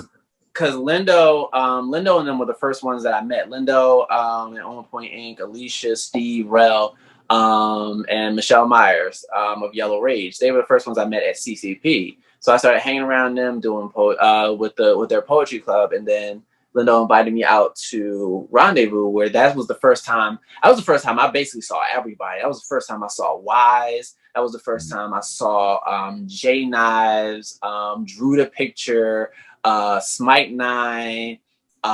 Piece of Smyte 9. Yeah, Miss Runette, Miss Victoria, Celeste. That's where I saw everybody first. Wow. So I just interviewed Celeste. This is episode 4. I interviewed her for episode 2. Episode 3. Okay. Episode 3. This is episode 5 then. All right. Yeah. Right. So yeah, so that's why I met. That's how I originally saw everybody. So I was going there 2009 to 2010 to 2011, where I started going there less because I was going to massage school, so I didn't have the time to really go there. So I took a break between 2011 and the end of 2012 when I started going back. I started going back to the open mic scene. So 2012, I think I hit Coffee After Dark. This was about winter of 2012. Started going to Coffee After Dark, and then just started making my way around to the different places. I had got a spotlight in I want to say it was either November or December of 2012 at Coffee After Dark, and then I got a feature either January or February. So to distinguish, Coffee After Dark been open mic up at Germantown Avenue. People, poets, singers come in, but mostly poets come in, sign the sheet, they perform. Normally have 5 to 10 minutes. And so Spotlight is all right, we want to spotlight your work, right? We'll give you extra time on stage. And then the feature says all right, you get double what a spotlight gets as far as time, and you get paid to perform as well. Yes. So that was my first paid feature. First spotlight and first feature was at Coffee After Dark. And that's when I started meeting everybody and going to different open mics at the time, going to Voices and Power, going to a whole bunch of other, and that's when I started to pick up steam. And I met you. I don't remember where exactly I met you. It was probably Coffee After Dark. Well, that's where I first saw you, because you were at I saw you at the end, when you came to like collect money or whatever you were doing, you know, being being like roaming. Yeah, literally would see you, and all I did like at the end, KP just be leaning on the counter. So, all right, so you're wearing the shirt. You can't see it, but you're wearing the 24/7 shirt. And at the time, I was running Poetry 24/7. And so I was promoting Coffee After Dark for D. Lance, who was the host, Darius Lance. And he was paying me to promote Coffee After Dark because I was promoting spoken word events on the East Coast at the time. Yeah, so that's where I had saw you first. And then, and yeah, there was a kind of just like roll. I had went to Just Words, was meeting everybody there. I had went to the Art of Conversation when it was at the Arts Garage, RIP the Arts Garage. That was a great spot. The Poet MC was doing, Shice was hosting Just Words. D. Lance is hosting Coffee After Dark. Eda Poet MC is hosting Art of Conversation at the Arts Garage. Yeah. Yep, so that's why I first started to meet a whole bunch of people in that like 2013 year. Including your wife now, I guess. Yes, I met her at when the latter had like Coffee After Dark had the spot that it was in had closed down. They had moved, and I had met her at one of the newer locations that he had went to. So yeah. Now, and I realized, so I'm getting into poetry. I'm getting more heavily into poetry. I am traveling more. We're going down to Delaware. We went over to Jersey, up to New York. DC is around this time, I assume, too. Yeah, something like that. I had took like a trip with you out to DC. That's where you told me. As you were telling me the story of like you and Wise were talking about me, like just like noticing that I was like being around. Mm-hmm. Yeah, you know, all the shows, like because when you got a lot of shows at once, and I never like seen that happen. But yeah, so like all of that was happening around 2013 was when it started to pick up, and then I didn't. So what I realized later, because I'm in a relationship with my ex at this time, and what I didn't realize at the time, what I know now is that poetry was kind of my way to find a happiness that I didn't realize I was missing back then, because we had been together since I was a sophomore in high school. So this was about 2007. So, and she was already, so I was a sophomore and she was a senior about to graduate. So, she had graduated in 2007. Like we got together the day before her birthday, actually. And she was graduating. So we had been together. So we're coming up on 2013. We've been together for a long time, but we're also just like, we're still exploring who we are as people and like finding our own ways. And more times than not, our own ways were kind of moving away from each other. So I was subconsciously trying to find something to fill that like void of like finding a thing that made me happy. And it ended up being poetry, which I didn't realize until, maybe the past couple of years. Right. Okay. That makes sense. That's why I threw myself in it so much, and I was everywhere, in this city, and in Jersey, in Delaware, and going down to DC. We took like what? A day trip down to Atlanta, like me, you, Sierra, and Carol. Shoot. I forgot about that. Yep. To Atlanta for a day. Yeah, that was wild. We drove from Philly to Atlanta. It's like a whole different life. Yeah, that has to be like 2014 or something like that. Something like that, yes. Yeah. Wow. So we probably did not Urban Lounge. It wasn't Apache we went to. No. We went to Lauren Doriana's I can't believe I'm blanking on The it. Urban Expression, something like that. Something like that. I'll think about it a little. Yeah, so we went literally for your feature. We It might have like been Urban Cafe. It might have just been simple as Urban Cafe. Urban Cafe, maybe, yeah. But yeah, we went there for your feature. And you had like a radio interview as well. So it's like we went down there one day. We left like at the previous day. We didn't get down there till like that next morning. You went and got some sleep because we had went and stayed with Sierra's aunt. And you had like went got some sleep, did an interview, had a feature. And I think we like left the next day.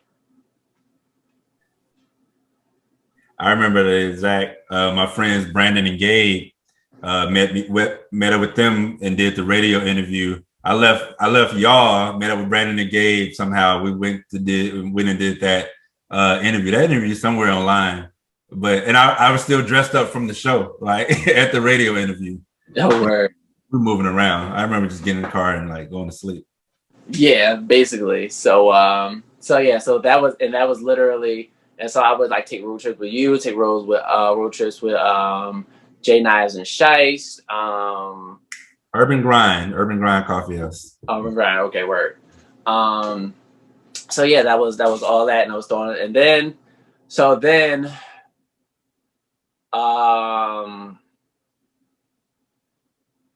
and then I had at some point I had started to calm down with doing shows, with doing poetry. I just wasn't doing it as much. And then I had ran into, this was the last time I had saw Smyte 9 before he passed. This was when he was dealing with his cancer that we didn't know of at the time. And he had saw me. I think I was at Asian Arts Initiative, and he had saw me. He was like, "Yeah, I heard you're out here. I heard you out here doing your thing. I heard you out here like doing really great and such. And I'm proud of you. Keep doing it." And that like kind of gave me a little boost to like get back in it. I was like, "Oh man, like dang, Smyte is somebody I truly respect, truly appreciate." I was like, you know what, I can get back out here. And then he passed. Sometime after that, so that was the last time I saw him. So he had kind of gave me a bump back into it. Then a little after that, I had dipped my toe into slam because of AJ Harris. Rest in peace, AJ Harris. They the Fuze, the Pigeon, right? huh? DJ, right? Yep. So the Fuze, the Pigeon, and somebody else was having like a bout, was having a slam bout. And for anyone who doesn't know what poetry slam is, it's competitive poetry where you have poems, you have scores. It's like almost like the battle rap, basically. It's like the battle rap for poetry. Yeah. Except we're not insulting each other. We insult each other off stage. We absolutely. But so the Fuze needed one last person, and so MJ had hit me up, and he was like, "You want to be a part of a poetry slam?" And I was like, "I've never done that before, but sure." And this was also when he was dealing with, I believe he had cancer as well. Yeah. Yep. So he had hit me up in the midst of like he was still doing stuff for the Fuze. So that was the first, I believe that was the first poetry slam that I had been involved in. But he was like, he basically didn't care what I had. He was like, because I showed up to the Pigeon that day. He was like, "All right, let me hear what you have." And I started running through the poem. He's like, "All right, that's fine enough." It just put me on the Fuze team. So he was my first introduction to being on a slam team, which then started me going to slams more often. And AJ passed not long after that. Wow. So that was like kind of, he was my Kickstarter into getting involved with the Fuze and slam at all. I never knew that. Yeah.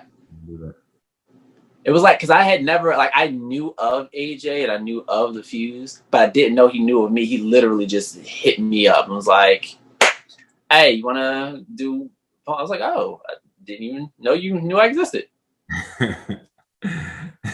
That's dope. He was always a cool dude. I didn't get to interact with him the whole time, but a lot of times, but the times that I did, I remember just like, it just been a good experience, you know what I mean?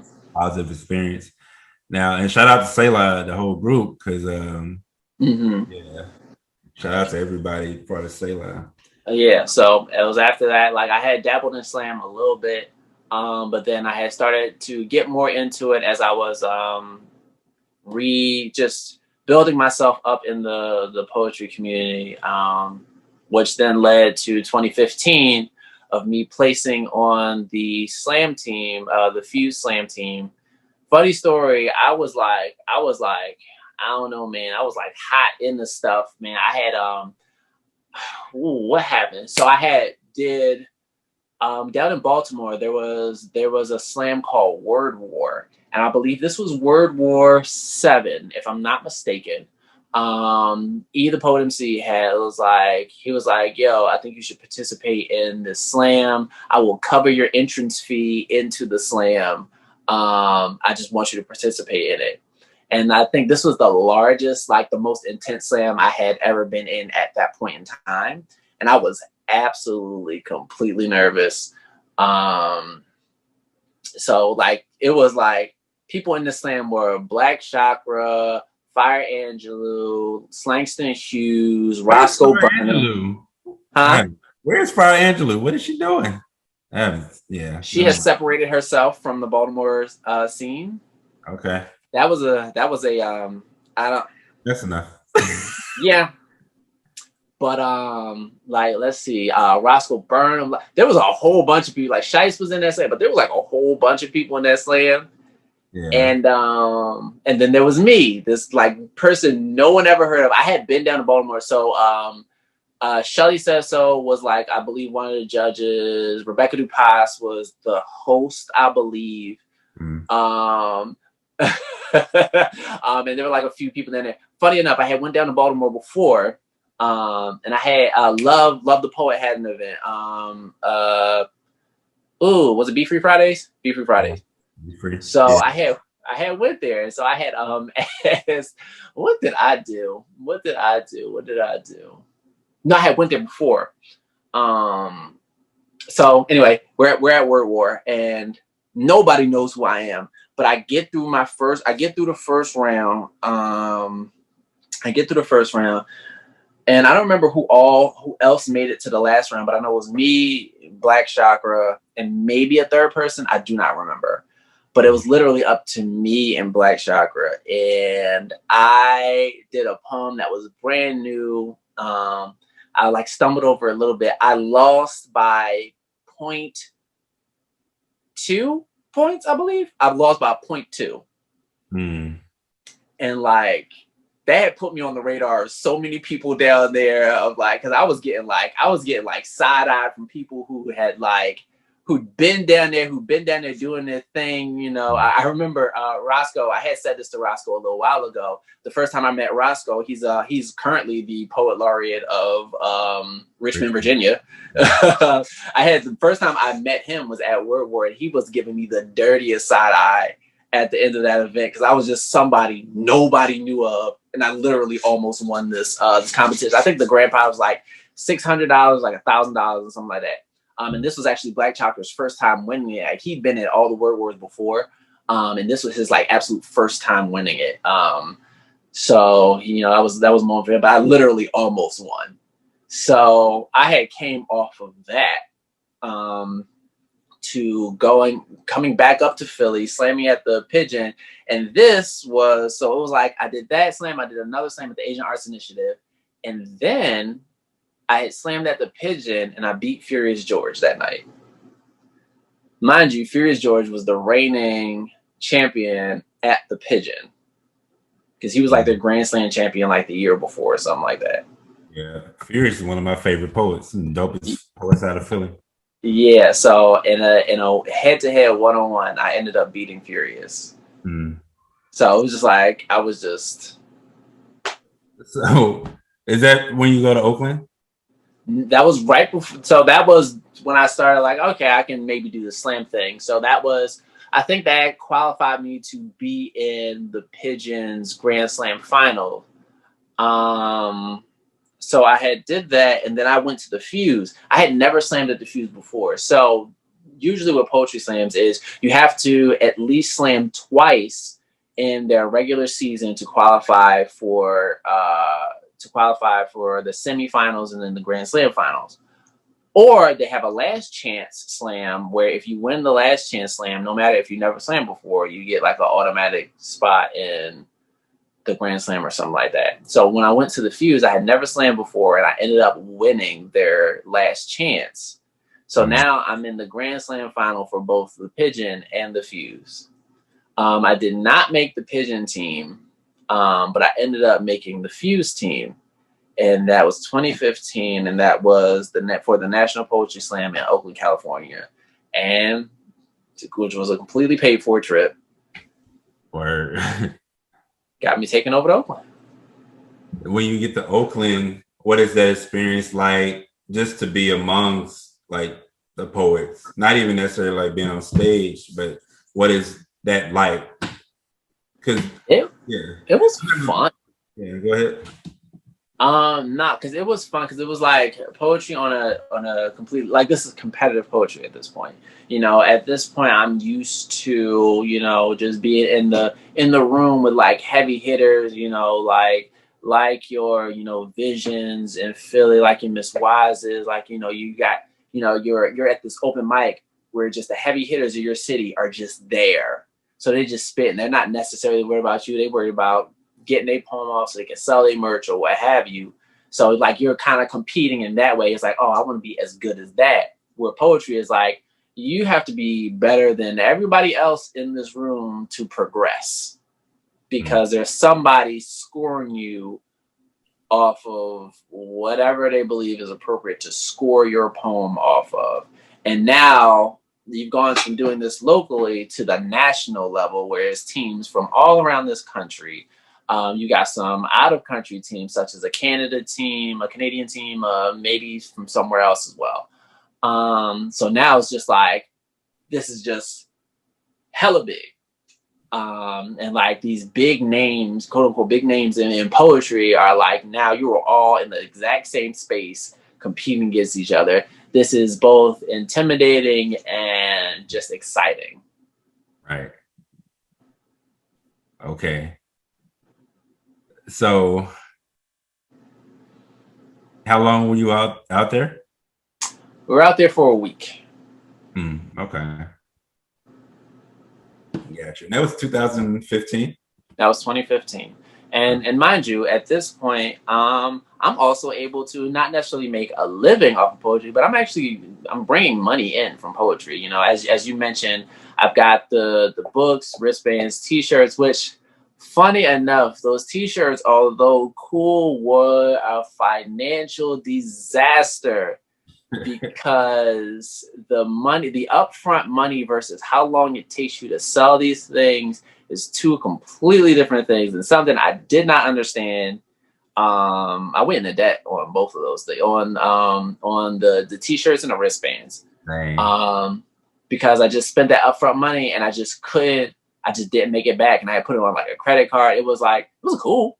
It was cool to do. It was fun to do, but financially, it was a horrible decision. Right. Okay. Yeah. The T-shirt you have on, I'm glad you have it on, but yeah, it didn't make me a lot of money. Yeah. And I thought like, oh man, I'm out here. People are loving the stuff. They buying books or whatever. They're buying this, that, and third. Oh, if I put these T-shirts out, I should be able to make this money back quickly. Absolutely not. Nah, I feel you on that. Now, when do you start making candles? So yeah, when do you start making candles? Because you have a Scented Air now as well. Yeah, so that started in 2015 as well. So this happened in November of 2015. So this is after I've gotten back from the National Poetry Slam. And I'm still, massage is my main focus, and I kind of wanted to have something I wanted to have something that also like complimented the massage aspect of just like, all right, somebody gets a massage. This is more so when I was doing like chair massage at events. It's like, all right, people have like something for people to take home after the massage to like to continue the relaxation. Because before the candles, I was actually doing I had made sugar body scrubs, but one, people didn't really know what that was. How do you know how to make sugar body scrubs? And is this in relation to massage therapy at all? Like, Well, I was doing sugar body scrubs at the spa.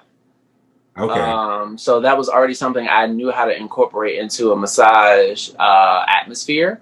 And then you can just easily look up on the internet how to make one, which is what I did. I actually made a scrub like a couple weeks ago because I've been doing a bunch of smoothies, and in my prep, I get tired of throwing away my orange peels and my banana peels. So my lady made an orange scrub. I tried a banana peel scrub. Yeah, I'll say I tried. I'm not following directions, but yeah. Yeah, so I ended up doing that, and people were just like, people were like kind of taking to them a little bit, but people either didn't like really know what it was, or they were just asking me, were these candles? And I was like, no, they're not candles. And I got that question of, were they candles, enough for me to be like, oh, maybe I should switch these over to being candles. And so I did that. Word. That's a way to roll with the punches. So right now you're doing, what do you like? How are you spending your time now? Massage therapy, candles as well? So at this point in time, I am. So and then this tail end of 2015 going into 2016, I am massaging by day. On a week, when I can, like maybe on a weekend or something, I would be vending the candles at like some type of event somewhere, and then I'd be doing poetry at night somewhere as well. So that's just how I'm spending a lot of my time. Got you. Okay. Finding that balance. And then somehow maintaining a relationship as well. Yes. So at the midway of 2015, me and my ex break up. At this point, we realized it's just not going the way that we thought it would, and we are veering away from each other, and it's just a better idea to end the relationship. So we end the relationship, and the halfway point of 2015, and October of 2015, Sierra and I get together. Like time wise, how are you all? Like, I know sometimes you're all vending together, but time wise in the week, how do you? I guess I'm always thinking about schedule. Even as we're doing this interview, right? I'm like, how do I balance my own life with things I need to do, actual 9-to-5 work, and balancing the relationship? So yeah, I'm just curious about what that looked like. It's like, how do you balance the time?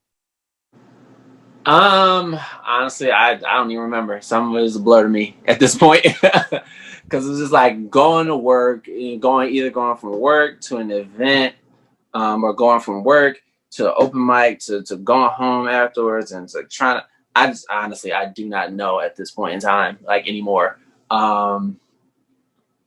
because it is just, it happens. Like I'm going to work, and then I'll potentially either go home or go to an event, and then come home, and whew, it was a lot.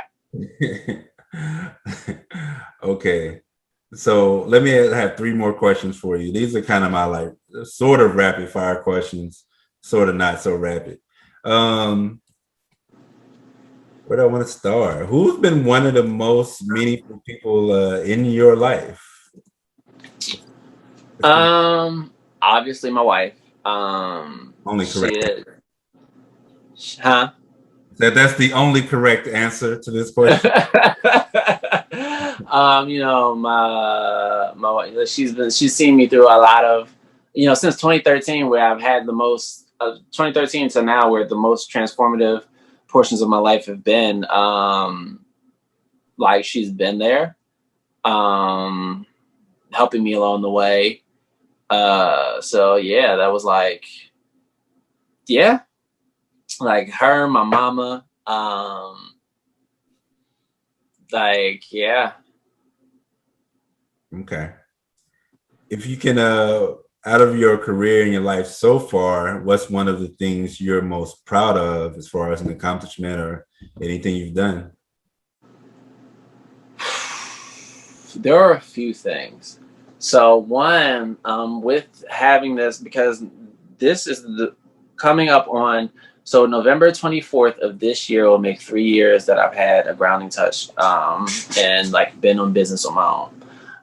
And in that time, I'm really proud that I was able to create the space, to cater to give the level of care to clients that I wanted to, because in spas, a lot of times, especially the big chain spas, it kind of feels like a revolving door of like, get you in, do the massage, get you out.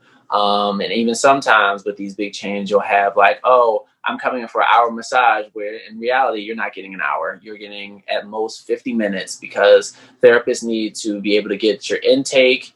Then you got to take your clothes off, do the massage, put your clothes back on, do the, whatever outro they need to do, flip over their room, do their intake notes if they need to, and then get to the next person.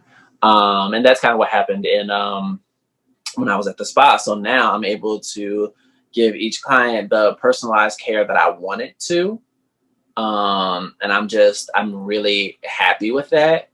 That I'm able to do that now, and it shows, that it shows. Now I'm at the point where my massage business, I'm not even accepting any new clients because my schedule is full. Because I have clients coming back to me saying this is the best massage, or this is the best consistent massage, this, that, and the third. So like that is the proudest thing, the thing that I was able to accomplish that I wanted to, and like I was able to actually accomplish that. So that's that with massage. And in regards to poetry, even though I'm not doing it as much now, one of the things that made me really happy with that is the money that I was able to make with poetry. Several times I've been able to donate it to, whatever. There was when Sierra was working at a school, one of the kids that she was working with, her family's house caught on fire.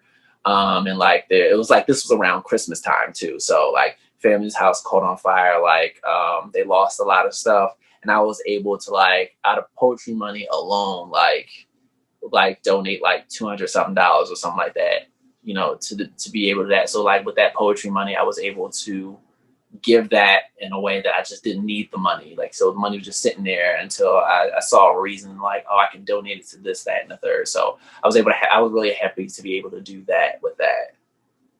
Oh, that's dope. That's dope. You're a dope host too. I have to say that, acknowledge that as well. We didn't even talk about hosting. Man, I miss that so much, yo. I want to get back to that so bad. Good.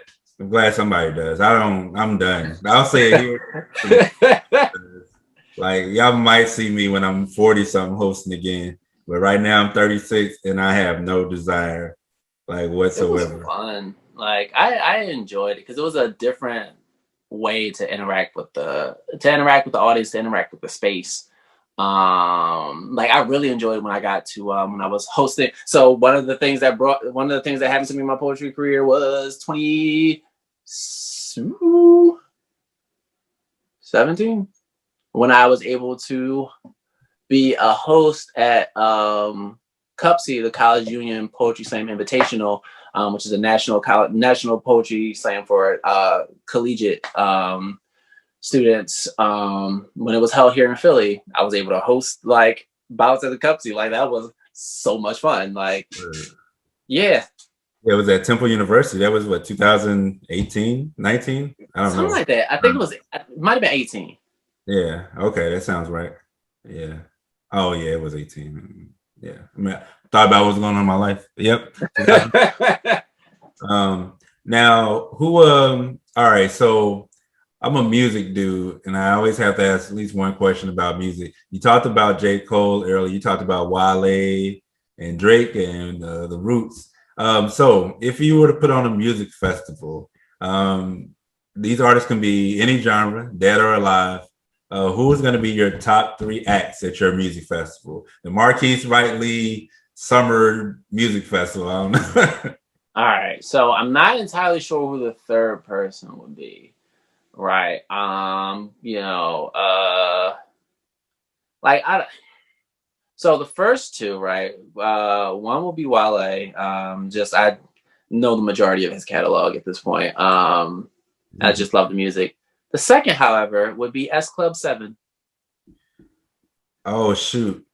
I know this band. I don't know what I forgot what they sing.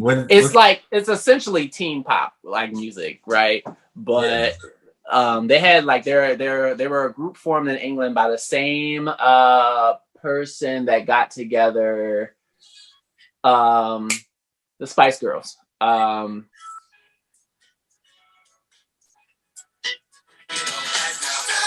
Yes. Yep. Yep. I was actually just blasting them like two days ago, like just like going through my day listening to S Club 7 music.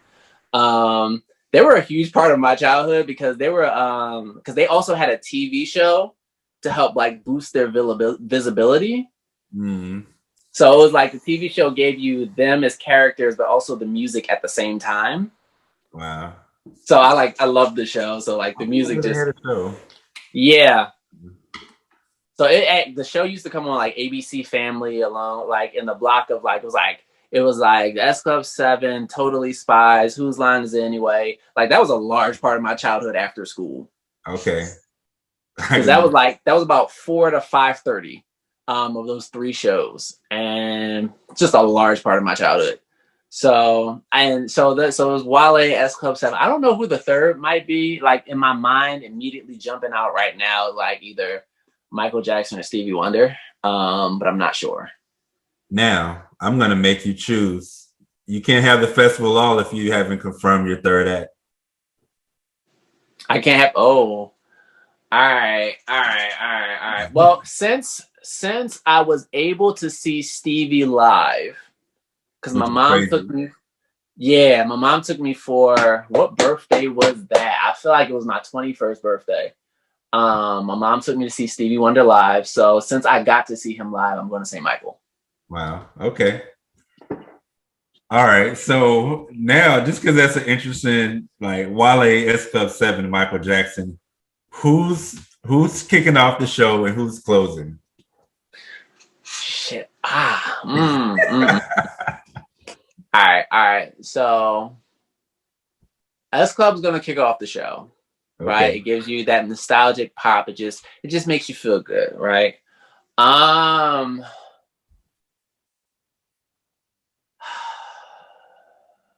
Who's closing the show? Because that depends on if I just feel like being rap, like just like I see the look on your face of like, why is Michael not closing the show? I understand that. I see that look on your face. I understand that, and like logistically that makes sense. But it just depends on how I feel like ending the night. Right. So just because he's the only rapper on the show at this point. I mean, I guess, not to offend the universe, Michael would close off the show and like it's your concert. Nah, I feel like God's up there just like looking down on me like, you better say. I'll say this: Wale does not want to perform after Michael Jackson. Yeah, I know. I get that.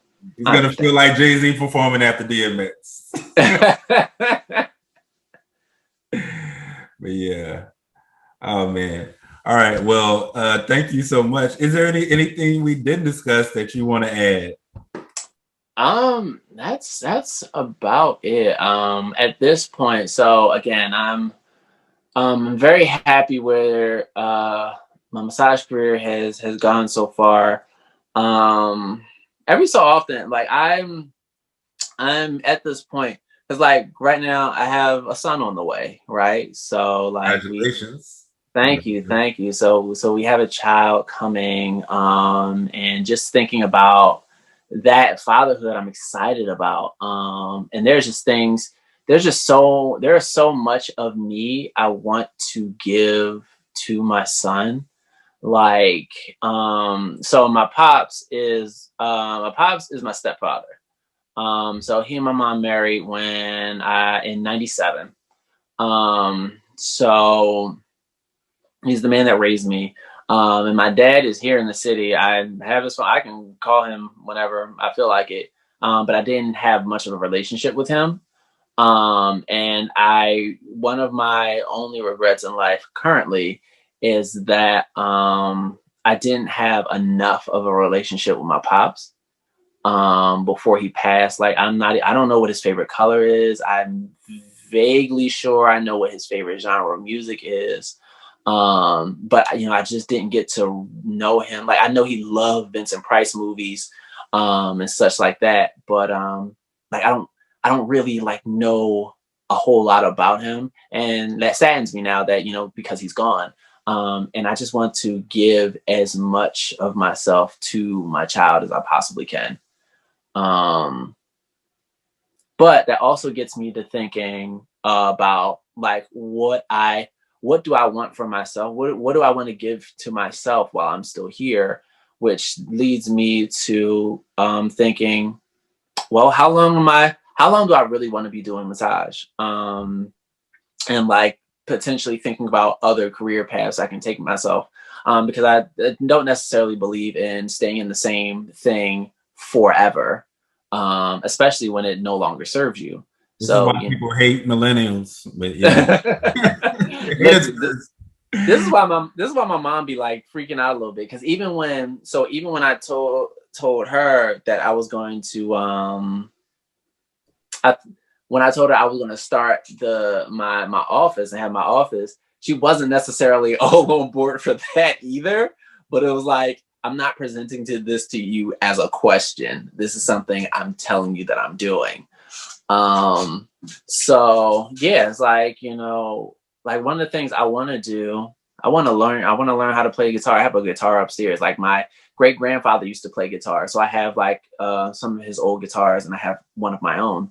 And I want to learn how to play that and just like, I don't know, play some songs to my son, like just do whatever, like I just thinking about like, every so often I think about becoming a guidance counselor, just to like, to guidance counselor in a high school, just like, cause I know what high school was like, and I know what being a high schooler was like, especially in the inner city. And just like thinking of different things that I could potentially do, because I'm only 30 right now. I don't have to be, what I'm doing at 30, I don't have to be doing for the rest of my life. I don't even necessarily have to be doing it for the next 10 years, it's like, so it's like there are so many possibilities in this world.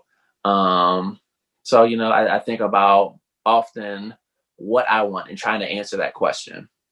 Or no, that's real. That's real. All right. Well, thank you so much. Know that MJ closing the show is the right answer, because your pops would have thought so. He was a Vincent Price fan. Vincent Price doing a monologue on Thriller. Yes. Mm-hmm. I know. I just had to see where my headspace was, because sometimes you gotta go with the right answer, but sometimes you gotta follow your heart, and I just needed to know where I was in that space. So especially if Mike like ends with like, I think Smooth Criminal is one of my favorite songs from him, just because of the video. The video alone is just amazing. Yes, it is. Yes, so definitely one of my favorites. All right. Yeah, if you haven't, you might have seen it already. If you're watching this and you haven't seen Moonwalker, the movie, definitely check out Moonwalker, the movie. Yes. Michael Jackson. All right. Thank you, Marquis Wright-Lee. Appreciate the interview. A lot of good information here. Thank you for sharing your story. Thanks so much. Absolutely. Thank you for having me. Thank you for doing this. It was a lot of fun. Yeah. All right, no problem. Thank you for being a part of the Branch Normal collection. Absolutely.